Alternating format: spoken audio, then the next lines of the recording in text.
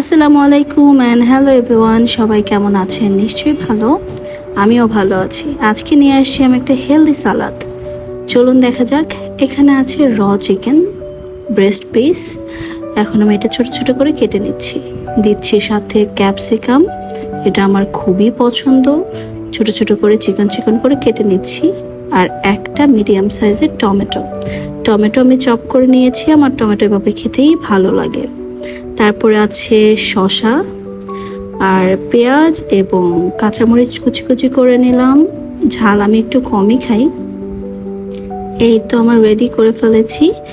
আর চিকেনটা আমি আসলে মশলা দিয়ে আদা রসুন দিয়ে ভেজে নিয়েছি আলাদাভাবে। আর ঘি দিয়ে চিকেন ভাজার কারণে অনেক মজা লেগেছে। যাই হোক, এখন শুরু করে দেই আমার মিক্সিং সালাদ।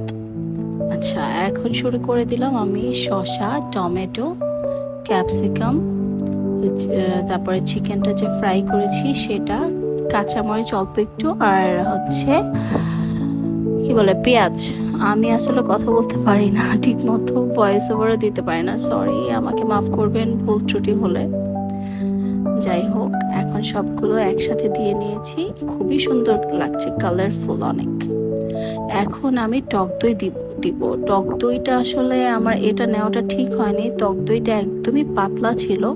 আমার গ্রিক ইয়োগার্টটা নেওয়া উচিত ছিল, যেটা একটু থিক থাকে। থিক টক দই হলে আসলে খুবই মজা লাগে এই রেসিপিটা। আমার ফর দ্য ফার্স্ট টাইম আমি এটা মেক করেছি। প্রথমবারের মতো আসলে সব কিছুই একটু গোলমেলে হয়ে যায়। আচ্ছা, এখন দিচ্ছি পিঙ্ক সল্ট। আমি প্রায়ই খেয়ে থাকি। পিঙ্ক সল্ট একদম মানে স্টোনের মতো পুরাই, এটা ভেঙে গুঁড়ো করে নিতে হয়। তারপরে এখন দিচ্ছি আমি একটু কি বলে সাদা গোলমরিচ গুঁড়া। এটা ভালোই লাগে। গোলমরিচ গুঁড়া দেওয়ার সময় ফ্যান ছাড়া ছিল, উড়ে চোখে আসছিল, মুখে আসছিল, নাকে আসছিল। আমি পাগল হয়ে যাচ্ছিলাম পুরাই এলোমেলো আমার পুরা টেবিলের অবস্থা। এখন আমি শেক করব। শেক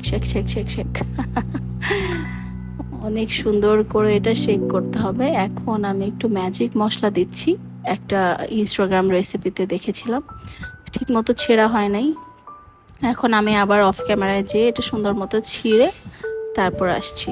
এই তো একটু ম্যাজিক মশলা দিয়ে নিলাম। তারপর আবার শেক করতে হবে সুন্দর করে, শেক। এই তো হয়ে গেল আমার সুন্দর শেকিং সালাদ মিক্সিং। আচ্ছা, মিক্স করা হয়ে গেছে। সত্যি বলতে অনেক মজা হয়েছে, কিন্তু একদম অখাদ্য হয়নি। যদিও প্রথম রান্না বানিয়েছি, ভালোই লাগছে। চিকেনগুলোর জন্য আসলে খাওয়া যাচ্ছে, না হলে বাকিগুলোর জন্য খাওয়া আসলে শুধু থাকলে খেতে পারতাম না। এখন আমি আরামে আমার ডিনার করছি, রাত 8:30 বাজে। এইটা হচ্ছে ফাইনাল লুক। এই সবকিছু সুন্দর মতো দেখা যাচ্ছে। এখানে আমি আরো ক্যাশিউ নাট দিতে চেয়েছিলাম, কিন্তু আসলে রাত্রেবেলা আমার ক্যাশিউ নাট খেলে একটু অ্যাসিডের প্রবলেম হয়ে যায়, কেন জানি না। এটা চিকেন খাইলাম একটু, তারপরে ক্যাপসিকাম, টমেটো। এখন একটু লেবু চিপে নিচ্ছি, কেন জানি মনে হচ্ছিল একটু ট্যাঙ্গি হলে ভালো লাগবে, টক। তাই একটু লেবু চিপে নিলাম। লেবু চিপার পরে একটু অন্যরকম মজা লাগছিল। যাই হোক, আমার ভিডিওটা এ পর্যন্তই। এখন আমার চলে যাওয়ার সময় হয়ে গেছে। আবার দেখা হবে। আল্লাহ হাফেজ, আসসালামু আলাইকুম, থ্যাংকস ফর ওয়াচিং।